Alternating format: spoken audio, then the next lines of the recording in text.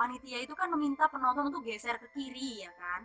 Nah dari penglihatannya tim Adaben itu sebelah kiri itu udah ada full orang. Nah kok panitianya itu nyuruh geser ke kiri, terus yang di sebelah kiri itu siapa? Halo Rek, welcome back to Vimis, Vin, Mister. So kali ini seperti yang aku bilang di video sebelumnya bahwa di hotel-hotel terangker gitu kan bahasanya kan cuma ada di Jawa dan Sumatera nih. Sekarang aku mau bahas something yang gak kalah misterius dan gak kalah mistisnya berasal dari Pulau Kalimantan. Kisah yang paling misterius ya tentunya, apalagi kalau bukan kota Saranjana. So gak usah kakek ngomong, let's begin to the case.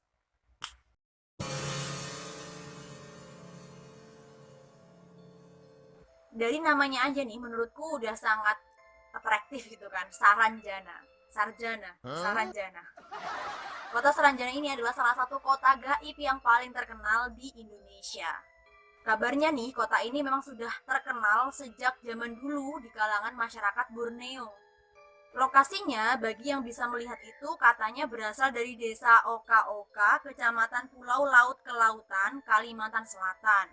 Yang dipercaya oleh banyak orang sekitar yang tinggal di situ ya, lokasinya itu ada di atas bukit yang berbatasan langsung dengan laut. Jadi sebenarnya kalau dilihat dengan mata telanjang, bukit itu cuma sebatas bukit, cuma ada pohon-pohonan doang gitu ya. Jadi kayak ada pulau kosong, terus bentuknya itu kayak bukit, terus ada hutan-hutannya, ada pohon-pohonnya gitu. Cuma bagi yang punya six sense, punya kemampuan untuk melihat, itu tuh bukan sebatas hutan belantara, tapi ada kota yang sangat megah di atas bukit itu. Kota itulah yang dinamakan dengan Saranjana. Kalau bagi kita-kita nih ya, yang tinggalnya itu jauh dari lokasi termasuk aku, itu kan kayak masa iya sih gitu. Jadi kayak penasaran, bahkan ada beberapa orang itu yang pengen membuktikan, pengen melihat ada bener nggak sih kota Saranjana itu, ya kan? Tapi kalau bagi penduduk sekitar, walaupun mereka udah kayak biasa aja gitu kan sama kisahnya kota gaib ini, cuma bagi mereka kota Saranjana itu adalah kota yang angker karena nggak sedikit orang itu yang tiba-tiba menghilang saat mereka tuh pengen mencari keberadaan kota Saranjana.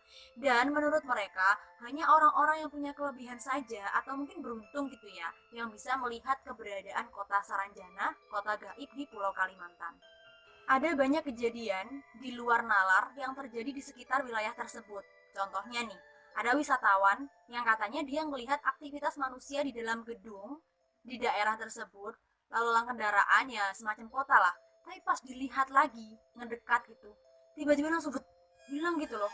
Jadi kayak wisatawan tuh ngerasanya dia tuh cuma kayak ngelihat imajinasinya doang, padahal dia tuh bener-bener ngelihat, tapi pas dikatain tuh langsung hilang. Rumor Saranjana sebagai kota gaib ini semakin tersebar luas karena setelah dilihat di peta atau peta Indonesia, peta wilayah Kalimantan, itu tuh nggak ada wilayah yang namanya Saranjana. Yang ada ya cuma bukit, kemudian hutan-hutan belantara itu doang kalau di peta. Saranjana itu nggak ada namanya, makanya makin heboh itu kota gaib Saranjana. Namun, pada tahun 1845, jadi jauh sebelum kemerdekaan, ada seorang naturalis Jerman bernama Solomon Muller yang datang ke Indonesia, terus dia tuh ngegambar peta Indonesia. Nah, judul petanya ini pakai bahasa Jerman, jujur aku nggak bisa baca, but I will try my best. So, judul petanya adalah, sambil baca ya,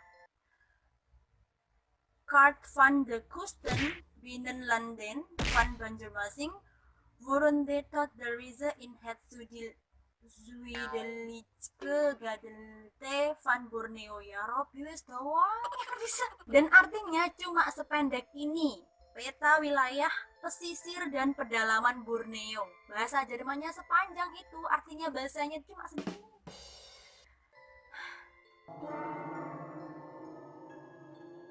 Di dalam peta buatan Solomon Muller itu ada sebuah wilayah di Pulau Kalimantan yang dinamai sebagai Tanjung Saranjana. Jadi mungkin ya 1845 itu seorang Solomon Muller sudah pernah mendengar atau bahkan melihat keberadaan kota Saranjana. Jadi nggak ada yang tahu nih gimana kebenarannya. Intinya tuh di peta buatan Solomon Muller ada kota namanya Saranjana di Pulau Kalimantan. Penjelasan misterius tentang keberadaan kota Saranjana ini juga dijelaskan oleh Peter Johannes Vets dalam, ya Allah, bahasa Belanda. So ini adalah kamus ciptaan dari Peter tadi, di mana judul bahasa Belandanya itu adalah Aardrijkskunde en Statistik Woordenboek van Nederland di Cindy Berwick naar de Jongsen Beste Barrington, ya halaman 252. Jadi seperti yang aku bilang tadi, ini adalah sebuah kamus yang terbit di Amsterdam oleh Van Kampen pada tahun 1869. Di dalam kamus yang terbit di Amsterdam itu dijelaskan bahwa kota Saranjana merupakan sebuah tanjung sisi selatan di pulau laut yang ada di Kalimantan. Jadi kayak orang-orang Belanda, orang naturalis Jerman ini itu bisa menjelaskan keberadaan kota Saranjana, padahal mereka notabene itu bukan pribumi gitu loh.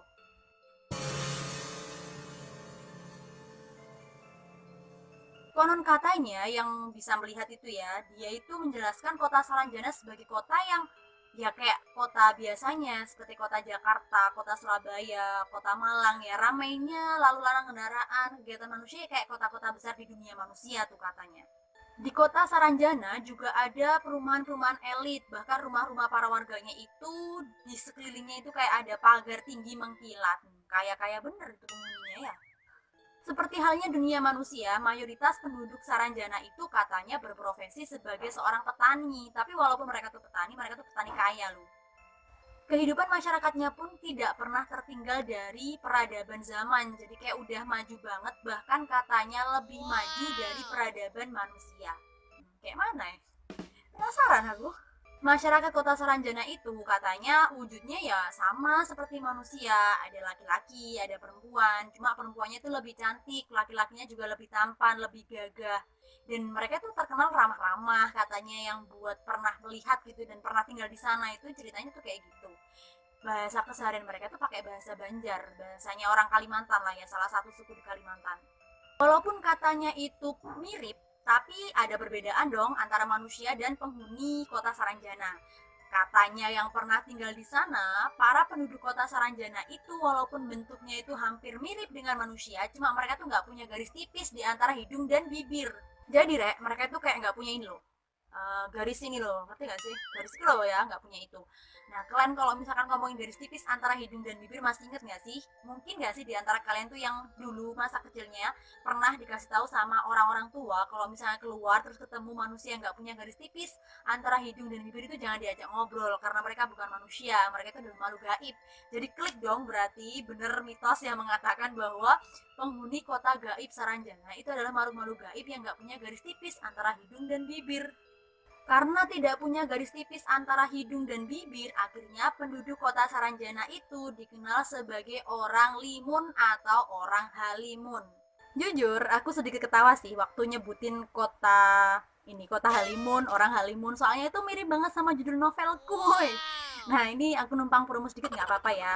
So, novelku itu baru aja diterbitin. Judulnya adalah Halimun Padma Labuan Ratu. Tuh, sama-sama Halimunnya kan. Makanya aku langsung keinget.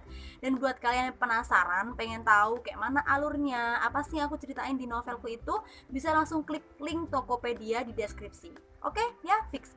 Klik ya, jangan lupa.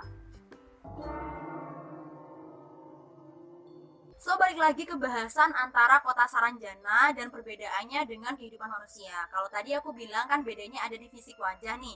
Nah, sekarang perbedaannya lagi tuh katanya kalau di Saranjana ukuran makanan itu lebih besar daripada kehidupan di dunia nyata gitu loh. Jadi pernah ada nih kisah orang yang katanya pernah tinggal di kota Saranjana. Terus dia tuh kayak metik jambu di sana, dibawa pulang. Jambunya tuh ukurannya besar, tapi dibawa pulang balik ke dunia nyata ternyata tiba-tiba jambunya tuh menyusut kecil. Hmm. Terus ditambah lagi katanya kalau misalkan di Saranjana itu cuma 1 hari, maka sama dengan 1 minggu di dunia manusia. Percaya kalian? Komen di bawah.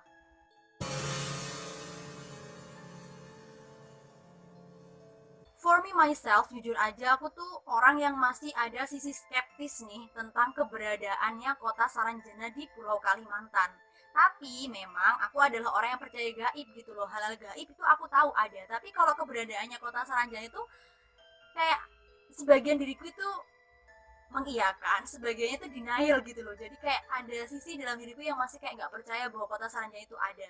Mungkin itu juga ya yang ada di pikiran kalian. Jadi bolehlah kita berbagi informasi tentang kisah-kisah mistis yang pernah terjadi dan paling terkenal di sekitar wilayah Saranjana. Kisah mistis yang paling terkenal pertama adalah hilangnya seorang pemuda penduduk yang berada di sekitar kota Saranjana itu. Katanya nih, pemuda itu kayak hilang karena diambil oleh perempuan yang jadi penduduk Saranjana untuk dijadikan suami. Kalau misalkan kota Saranjana itu ada, berarti beruntung dong si laki-laki. Kalau misalkan dia diambil suami ya, secara otomatis dia bakal jadi orang kaya di Saranjana. Soalnya kan orang-orang di Saranjana itu kaya semua. Terus kehidupannya di sana juga sangat mewah gitu kan. Beda sama kehidupannya di manusia, ya kan? Berarti beruntung dong si laki-laki ini kalau misalkan kota Saranjana itu ada. Kalau nggak ada ya nggak tahu lagi.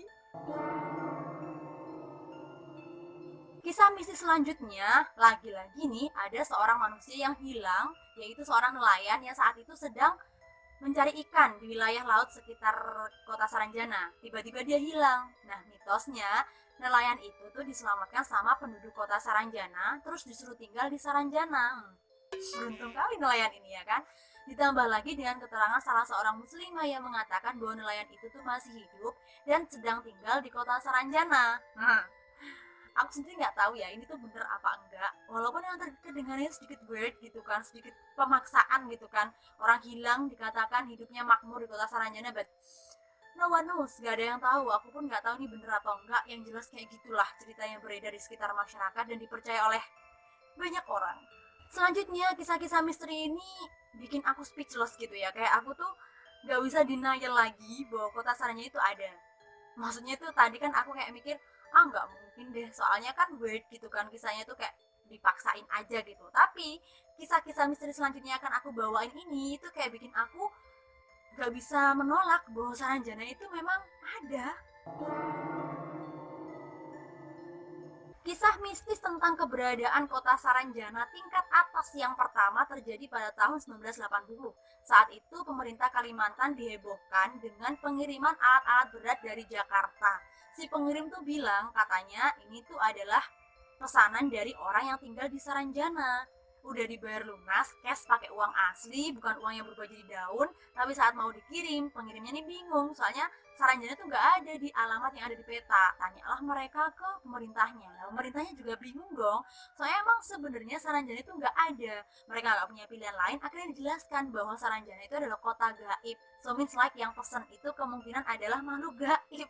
Pusing di situ pengirimnya, serius. Kalau aku jadi pengirimnya juga bakal pusing, men. Itu udah dibayar lunas, alat-alat berat lo gimana bayang itu berapa juta harganya ya kan. Kalau misalnya orang pengen bercanda berarti kan bodoh banget.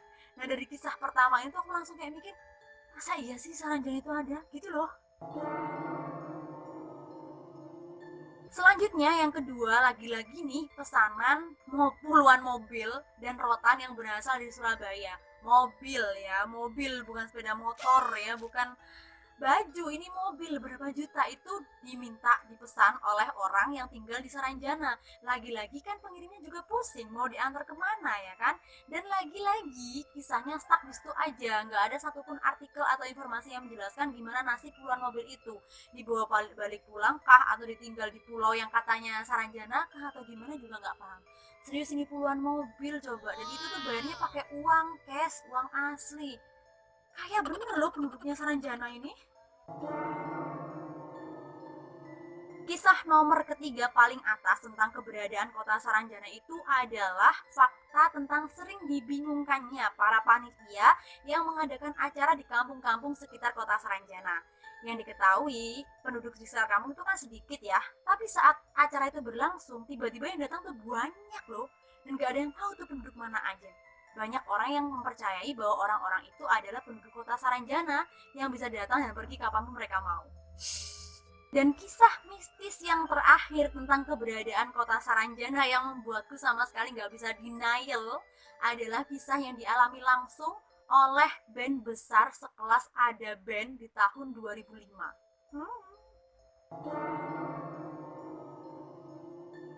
So tahun 2005, Ada Band itu menerima undangan buat manggung di salah satu wilayah yang ada di Pulau Kalimantan. Secara administratif, tiket yang terjual itu sekitar 7.000 sampai 8.000-an. Tapi ketika konser berlangsung yang dilihat oleh Ada Band, sekaligus vokalisnya semua kru di Ada Band itu kayak yang nonton tuh banyak banget loh. Itu sampai kayak 2 kali lipat dari 7.000. Ada sekitar 14.000 atau 16.000 orang yang natap mereka dan datang di konser mereka. sebagai band besar kalau didatengin oleh ribuan orang otomatis seneng kan ada 10.000 orang lebih di dalam venue tersebut kan. Tapi yang aneh lama-lama ya, awalnya kan masih enjoy gitu kan nyanyi-nyanyi, lama-lama timnya ada band tuh ngerasa kayak awkward gitu loh. Kalau misalkan ada orang yang lagi nonton konser itu kan wajarnya itu pasti gak bakal nyanyi-nyanyi gitu kan, emosi, full of emotion gitu, jingkrak-jingkrak dan sebagainya kan, karena wanita gitu kan, biasanya kayak gitu. Tapi yang nonton saat itu kayak diem loh men, diem doang, natep doang, gak ngomong apa-apa, ya kosong ekspresinya. Terus di tengah-tengah konser itu ya, panitia itu kan meminta penonton untuk geser ke kiri ya kan. Nah dari penglihatannya tim ada band itu, sebelah kiri itu udah ada full orang. Nah kok panitianya itu nyuruh geser ke kiri, terus yang di sebelah kiri itu siapa? Keanehan-keanehan itu tidak berhenti di situ aja. Saat konser berakhir, keanehan itu malah makin menjadi. Kan kalau misalnya berakhir ya pasti semua orang bakal pulang dong. Dan kenyataannya, di dalam venue itu tuh cuma ada satu pintu untuk keluar dan masuk. Kalau misalkan ya dipikir logika, puluhan ribu orang mau keluar dari venue dengan satu pintu aja, kan butuh waktu 30 menit bahkan 1 jam lebih, ya kan kalau dipikir logika. Namun kenyataannya nggak sampai 10 menit, itu udah kosong loh men. Lapangannya itu, venue-nya itu udah kayak kosong. Makanya kayak timnya ada band tuh kayak, oh my god, itu tadi apa gitu kan. Kisahnya tuh sangat-sangat viral, bahkan ada beberapa youtuber itu yang ngundang langsung teman-teman dari ada band dan juga kayak cerita langsung gitu loh pengalaman-pengalaman itu. Makanya kayak sampai lagi-lagi aku jadi mikir, masa sih Saranjana itu beneran ada? Kalau menurut kalian gimana? So lagi-lagi kutanyakan gimana menurut pendapat kalian? Apakah kalian percaya bahwa kota Saranjana, kota gaib itu beneran ada di Pulau Kalimantan? Komen di bawah. Tapi yang perlu aku warn di sini, apapun pendapat kalian tentang keberadaan kota gaib ini, yang jelas hal gaib itu ada. Tempat-tempat gaib itu pasti ada. Makhluk gaib itu juga ada karena mereka pun sama seperti kita. Mereka tercipta dengan dimensinya masing-masing. Kita dimensi manusia, mereka dimensi makhluk gaib. Namun, benar tidaknya keberadaan kota Saranjana ini, aku pribadi masih belum bisa sepenuhnya mengiyakan, juga masih belum bisa sepenuhnya menolak, karena aku sendiri sadar sebagai manusia ya, banyak hal yang agak aku ketahui tentang kebesaran Tuhan gitu loh. Ada tidaknya kota Saranjana itu masih menjadi misteri antara Tuhan dengan semestanya. Wes itu dulu dariku, semoga bermanfaat. Jangan lupa follow Instagram aku @vin.tiari, gampang banget langsung follow @vin.tiari. Dan juga jangan lupa buat beli novelku. Untuk yang penasaran dan pengen beli, link Tokopedia-nya ada di deskripsi. Mohon doanya untuk aku supaya bisa lebih produktif lagi dan banyak karya-karya yang bisa aku ciptakan baik itu di YouTube ataupun melalui novel. Boleh kritik, saran, dan request untuk episode ini selanjutnya. Buat yang udah subscribe, I thank you so much, berarti kalian dukung banget channelku. Buat yang belum, jangan lupa tekan tombol subscribe dan loncengnya supaya tidak ketinggalan video baru. Thank you for watching and see you in the next video dalam episode Fin Mystery. Bye.